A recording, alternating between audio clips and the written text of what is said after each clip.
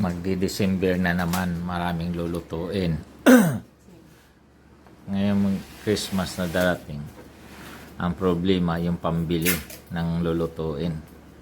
Pero ang pinakamasaklap sa lahat,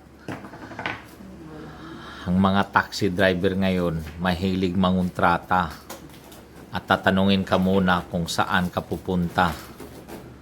So, no, sana naman, no,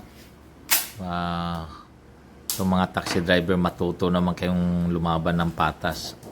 Kung ayaw nyo magmaniho dahil traffic, pumarada kayo at umuwi kayo sa bahay nyo. No?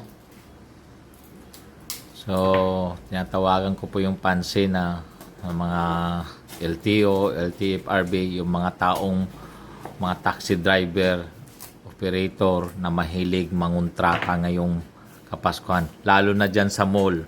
Pag alam na nila na oras ng uwian, hindi yan sila pumipila. No?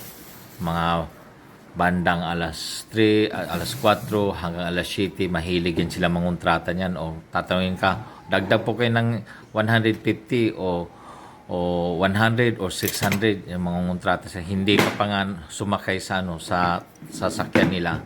Ayun, nangontrata na sila kaagad.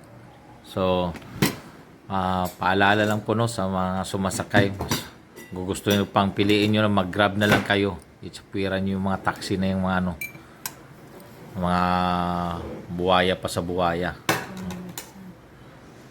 O, sige po, sana po mag-like kayo ng mag-agree kayo dito. Popost ko po ito sa YouTube.